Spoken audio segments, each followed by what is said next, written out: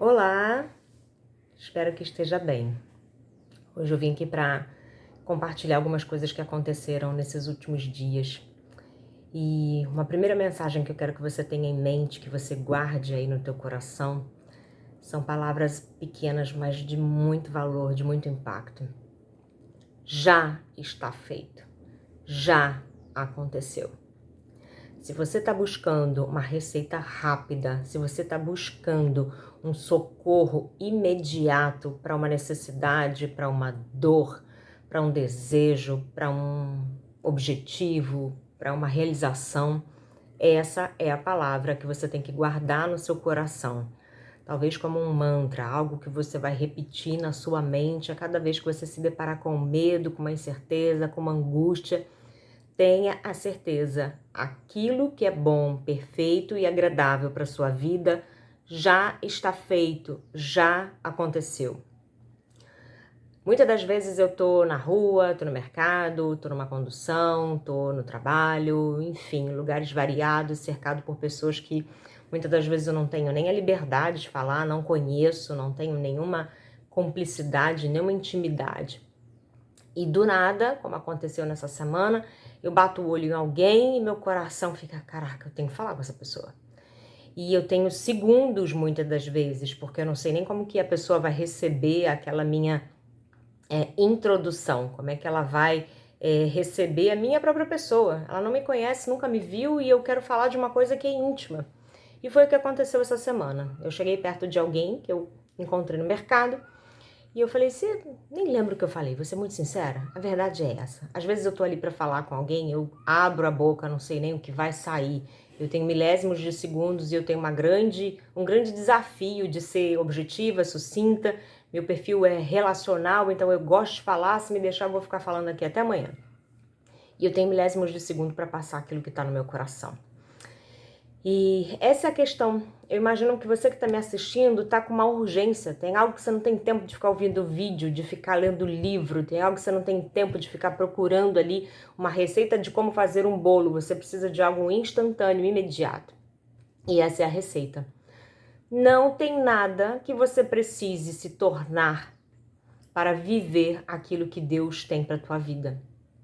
Não tem nenhum conhecimento que você precisa adquirir, nenhum conhecimento a mais, além, que você precise para dar início para um projeto, para um propósito, para um sonho, para um objetivo de vida.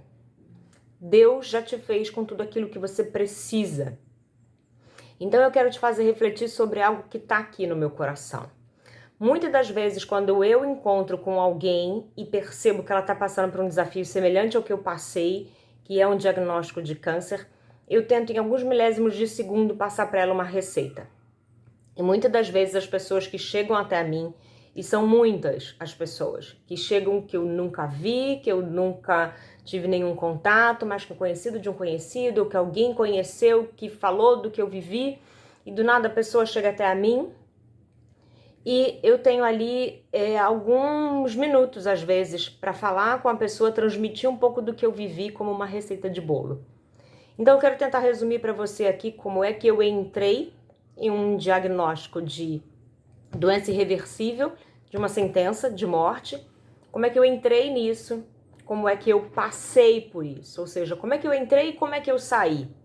E essa é a receita. Eu cheguei aqui nesse inferno e eu quero ir de volta para o céu. Então eu quero te dizer uma coisa. A física fala que o caminho mais rápido, né, entre dois pontos é uma reta. E da onde é o ponto de partida? De onde você veio? Quem te criou? Deus te criou. O teu ponto de partida foi vindo dele. Foi ele que te formou no ventre da tua mãe. Ele te conhecia, ele te montou, então ele sabe quais são as habilidades, suas competências, suas funcionalidades. Ok? Teu ponto de partida. Você foi feito, preparado, e ele já sabia tudo que você ia viver. Porque está escrito na Bíblia, ele disse: todos os seus dias já são conhecidos por mim, todos os seus dias já foram escritos. Ele sabe, ele planejou. Então, do ponto de partida, você já estava preparado. Não faltava nada. E aí a gente começa a percorrer esse caminho, que deveria ser uma linha reta. Deveria ser uma linha reta direto para o nosso propósito. Porque tudo que a gente vai percorrer nesse caminho é um preparatório. É um processo, é um transitório, é uma jornada que vai te capacitar cada dia mais para potencializar, para aprimorar, para desenvolver as habilidades e competências que você já nasceu com elas, certo? Para chegar até aqui. Viver o quê? Sua plenitude. Viver o quê? Sua essência. Viver o quê? O motivo pelo qual você foi criado. No entanto, ao invés de seguirmos uma linha reta, que é algo simples, a gente fica o quê? Dando voltas. Dando voltas porque o fulano acha que a gente deve ser A. Dando voltas porque o Beltrano acha que a gente deve ser B. Dando voltas porque a sociedade fala que para ser amado, para ser aceito, a gente tem que ser assim, assim, assado. Tem que ter um diploma, tem que ter isso, tem que ter aquilo, tem que aparecer, tem que fazer, tem que acontecer, tem que mostrar para todo mundo que é bem sucedido, segundo as regras de quem? Da sociedade? Então percebe que muitas das vezes a gente sai desse ponto aqui, que deveria ser uma linha tranquila dentro do quê? Dentro daquele treinamento que a gente tem que passar. E a gente muitas das vezes se coloca na frente de outras coisas que não tem nada a ver com o nosso propósito. Se coloca muitas das vezes numa dependência emocional das expectativas dos pais, na expectativa dos amigos, na expectativa dos vizinhos, da sociedade, de um gestor ou de um mentor profissional, de um comparativo com quem tá no Instagram que tá bombando e que você olha, nossa, a vida dele é perfeita, é isso que eu quero, é assim que eu tenho que ser para chegar no resultado que ele quer. E esquece que cada um tem um caminho, cada um tem uma jornada. Você vai sair daqui e vai chegar aqui. Mas o que te falta? Te falta estar conectado com quem de verdade você é. Te falta estar conectado com a sua essência. Vânia, tá bom, tudo bem. Você deu uma volta e disse que esse objetivo e não foi. O que isso tem a ver com a necessidade que eu tenho hoje de uma receita rápida de cura? A receita rápida de cura, a receita rápida de converter um cenário de escassez financeira, de falência numa carreira que está indo ladeira abaixo, ou um relacionamento que está sendo destruído, a receita é simples. Se você saiu de uma essência, uma criança nasce pura, uma criança nasce com sentimentos bons, ela nasce com coração limpo, sem mágoa, sem rancor, sem ressentimento, sem julgamento. Ela nasce só amor. Uma criança é só amor, é pureza. Por isso que muitas das vezes quando a gente fala, ai, nasceu um bebê, nossa, é um anjinho, tá dormindo, a melhor coisa do mundo é ter um neném recém-nascido dentro de casa, o cheirinho, o aroma, a paz. A criança transmite isso, paz. A essência dela é pura, é plena. E vai se contaminando ao longo do caminho. Então, se você estava nessa essência quando nasceu e foi se perdendo e hoje está se sentindo perdida, cheia de mágoas, cheia de ressentimentos, cheia de dores, cheia de preocupações, de angústias, o que você tem que fazer? Cara, a linha é reta. Volta e se conecta com essa essência. Volta e se conecta com esses sentimentos. Porque a hora que você conseguir se reconectar, essa jornada vai ser mais fácil. Então vamos lá. Qual foi o caminho que me fez chegar na doença, tá? Aqui é o meio. Qual foi o caminho que me fez chegar até aqui? Como é que eu cheguei ao ponto de adoecer? Como é que eu cheguei ao ponto de ter literalmente uma falência em todas as áreas da minha vida? Financeira, emocional, saúde física, saúde psicológica, até espiritual. Como é que eu cheguei no fundo do poço? Eu cheguei no fundo do poço levando uma bagagem que era de ressentimento, de mágoa, de culpa. E não é só de culpar os outros, não, era de me culpar por muitas e muitas e muitas coisas. E está escrito na Bíblia: a mágoa, o ódio apodrecem os ossos. E não são só os ossos, é a carne. E literalmente o que eu vivi foi um apodrecimento da minha carne, um apodrecimento das minhas emoções, um apodrecimento da minha identidade. Eu me perdi ao ponto de não conseguir enxergar quem eu verdadeiramente era. Então foi assim que eu cheguei no diagnóstico de câncer com um cenário irreversível. Ok?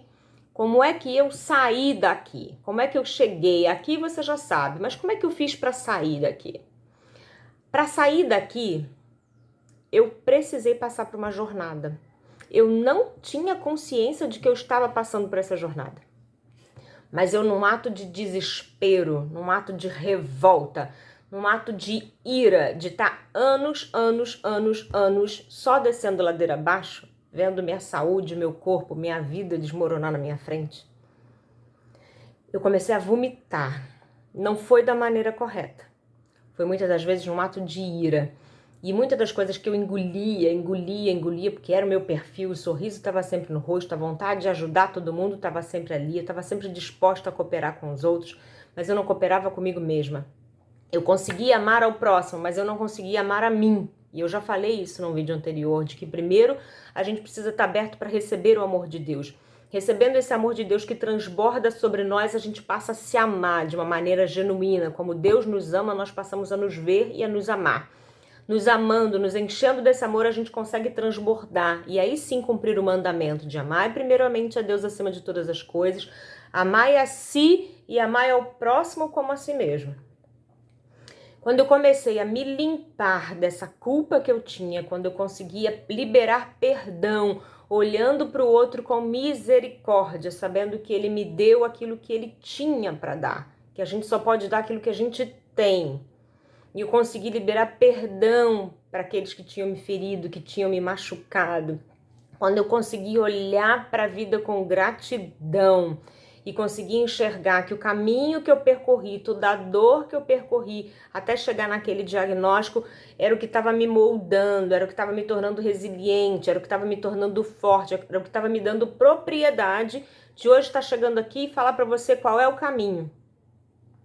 Então foi preciso, no primeiro momento, a maneira como eu falei não foi correta, porque muitas das vezes eu vomitei. Imagina uma pessoa cheia de raiva, de ódio, de rancor, de mágoa. Eu vomitei tudo que estava dentro de mim, mas foi preciso para me limpar. Eu não lembro nem o que saiu da minha boca, mas saiu com fúria, saiu com raiva. E, infelizmente eu perdi uma amizade, uma pessoa que cuidou muito de mim, a qual eu sou grata eternamente, profetizo bênção sobre a vida dela, porque foi necessário. Mas a forma com que eu falei a feriu, a machucou, e era uma pessoa que eu queria manter na minha vida, porque eu fui muito grata por todo o cuidado que ela teve comigo, com a minha filha. Ela foi um anjo do Senhor na minha vida, tá? Mas na hora que eu precisei me limpar, é como o próprio Augusto Cury fala em muitos dos livros dele, quem fere está ferido. Eu estava muito ferida. Então o meu sangue, no sentido literal, ele espirrou em todo mundo. Essa hora de botar pra fora foi uma hora que eu tava ali no momento de desespero e as palavras não saíram com amor. Eu queria gritar, me libertar, socar, era um ato de ira mesmo, de ira, de revolta. E às vezes é preciso saber colocar essa revolta pra fora e colocar ela pra fora para que você se limpe de toda aquela tralha, de toda aquela bagagem que estava apodrecida, putrefando ali, carregando nas suas costas. Porque isso faz apodrecer a carne, isso faz adoecer o corpo, tá? Então, esse foi um primeiro passo. O segundo passo foi quando eu já, num ato que eu já contei para vocês, num ato de desespero, num debate com Deus, eu estava com uma infecção generalizada, internada numa UTI, tomando diversos medicamentos, toda perfurada, para colocar a medicação de maneira espalhada pelo corpo, e os médicos já tentando tudo que era possível para tentar resgatar a minha vida. Eu não conseguia mais falar, o meu cérebro já não conseguia acionar os impulsos para coordenação motora, então a mandíbula já não se mexia. O que eu fazia era só pensar. E no meu pensamento com Deus, eu só questionava, meu Deus, onde você está? Eu vou morrer assim? Mesmo tendo tanta fé, eu vou morrer assim? E naquele momento, Deus só me fez lembrar, como eu já dividi com vocês, de que Ele já tinha feito a parte dele. Faltava para mim a autorresponsabilidade de crer, e não só de crer, mas de colocar aquilo que eu cria em prática. Então, uma das coisas que eu quero te mostrar hoje é que o conhecimento, muitas das vezes, ele é algo que nos afasta do que nós verdadeiramente somos. Quando está escrito em Gênesis que Deus deu uma instrução, né? Deus fez o quê? Ele fez o homem no sexto dia. Formou o homem à sua imagem e semelhança e lhes deu poder sobre todas as coisas na terra. Ele fez no sexto dia porque ele já tinha terminado a criação. Então ele falou, quem é que vai desfrutar dessa maravilha, desse paraíso comigo? Quem é que eu vou contemplar e quem é que eu vou habitar dentro dele e através dele eu vou desfrutar de toda essa maravilha que eu criei? O homem. E ele o fez e viu que era bom, tudo bom e maravilhoso tudo que ele havia feito. Mas ele deu uma única instrução: não coma da árvore do conhecimento do bem e do mal. Era para o homem simplesmente desfrutar, não tinha que ter suor, não tinha que ter trabalho, não tinha que ter dor do parto, era para desfrutar daquele paraíso, estava tudo ali para servir a autoridade dele, para que ele vivesse aquela vida plena e abundante. Mas o homem, num ato de desobediência, e às vezes Deus nos pede tão pouco que a gente não consegue cumprir o pouco que Deus nos pede. No ato de desobediência, ele comeu da árvore do conhecimento do bem e do mal. Através da Eva, através da serpente. Leia lá, Gênesis 1, e você vai conseguir entender o que eu estou falando. Só que o que tem essa questão do conhecimento? A partir do momento que os olhos dele abriram, que ele teve o conhecimento de, ai, tô nu, ele começou a julgar. Ele começou a pensar, tá certo ou tá errado? Ele começou a condenar, ele começou a ter vergonha da sua nudez, ele começou, eu tenho que me esconder de Deus, porque Deus vai me castigar. E é isso que o conhecimento muitas das vezes nos faz. Ao invés de nos libertar, porque a gente tem a capacidade de racionalizar, de pensar, de refletir, de montar uma percepção, de sair só do mundo das emoções e passar a ter um contexto racional para justificar ou identificar o que é certo e o que é errado, a gente passou a usar esse conhecimento como uma ferramenta de prisão, de culpa. E nós mesmos nos acusamos, nós mesmos nos condenamos, não foi Deus que condenou. E para livrar o homem desse momento de autoculpa, de ressentimento, de condenação, Deus falou, cara, e agora? Eu imaginando, cara, e agora? Se ele mesmo se culpa, como está escrito na Bíblia, se os seus olhos forem bons, tudo à sua volta vai ser bom. Se com a medida com que você julga, você vai ser julgado. E o homem estava se julgando com uma medida alta, então ele estava sendo condenado por ele mesmo. E Deus falou, olha, agora eu preciso resolver essa questão. Ele me desobedeceu, mas ainda assim eu amo. Quero salvá-lo. Então eu vou ter que pagar o preço por ele. E foi aí que ele mandou Jesus, seu único filho. E mandou Jesus para quê? Para pagar um preço por mim, para pagar um preço por você, para que o preço dos nossos pecados, o preço da nossa autocondenação fosse resolvido. Um preço pago muito alto com o sangue de Jesus derramado. Só que não adiantava simplesmente, vai lá, puxa o sanguinho de Jesus, bota lá no potinho e paga o preço lá para ele, para esse povo todo aí. Não. Foi preciso que Jesus viesse à terra. Foi preciso que Jesus sentisse o que a gente sente, a dor, a mágoa, o ressentimento, a culpa, a rejeição, o abandono, a dor física, a dor emocional, a dor espiritual. Ele passou por tudo isso, mesmo sem ter culpa de nada. Sabe para quê? Para que ele conseguisse olhar para a gente com amor, com compaixão, para que ele conseguisse sentir o que a gente sente. Quando a gente sentir dor, ele sabe o que a gente está falando que é dor. Quando a gente sentir angústia, ele sabe o que é angústia. Quando a gente sentir uma dor física, ele saiba o que é uma dor física. Porque ele viveu. Quando a gente sentir fome, ele sabe o que é fome. Quando sentir necessidade de honrar uma conta, ele sabe o que é necessidade de honrar uma conta, porque os cobradores de impostos foram cobrar ele também. Então ele ganhou propriedade, ele passou por aquele percurso de sofrimento para ganhar autoridade, para saber o que nós estávamos vivendo, para saber o preço que ele estava pagando e o porquê que ele estava pagando um preço tão alto. Para aí sim, orar, clamar ao Pai e falar, Pai, se possível, tira de mim esse sofrimento, se possível, me permita não passar por isso, todavia seja feita a tua vontade. E a vontade de Deus se cumpriu, e a vontade de Deus é boa, perfeita e agradável. Ainda que a gente passe pelas lutas, pelos sofrimentos, o que nos aguarda é uma vida plena e abundante. O que nos aguarda é bom, é perfeito e agradável. Vânia, onde é que você quer chegar com isso?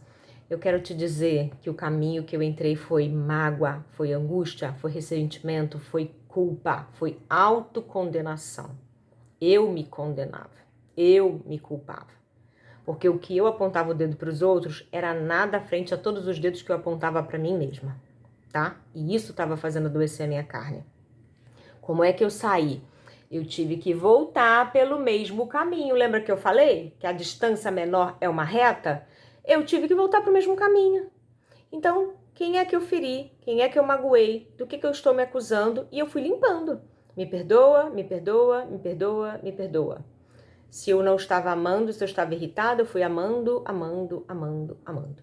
Se eu estava com ressentimento, eu fui perdoando, eu fui libertando, eu fui ressignificando, eu fui olhando com bons olhos, eu fui voltando, voltando, voltando, voltando. Para onde? Lembra do bebê que eu falei? Que não guarda ressentimento, que não guarda mágoa. Pensa numa criança que tenha de 0 a 3 anos, que é quando ela ainda não tem o córtex pré-frontal formado, quando ela ainda não tem as memórias que estão ligadas a dados e fatos, onde ela é ainda só as emoções. Você fala com ela, dá um esporro, daqui a pouco ela tá lá, sorrindo, não é não? Você briga com ela, ela faz aquela cara de espanto, chora, daqui a pouco ela tá lá, te beijando, te abraçando. Por quê? A Bíblia mesmo fala, todo aquele que quiser herdar o reino dos céus, todo aquele que quiser herdar o reino de Deus, que é o quê? O reino de Deus é paz, gente. Todo mundo fica, meu Deus, quando eu for pro céu, aí sim eu vou viver aquela maravilha. Não, você pode viver o reino de Deus aqui, agora, hoje, dentro de você. Não é que o mundo vai estar em paz, não é que o mundo não vai ter guerras, mas é que você vai estar em paz dentro de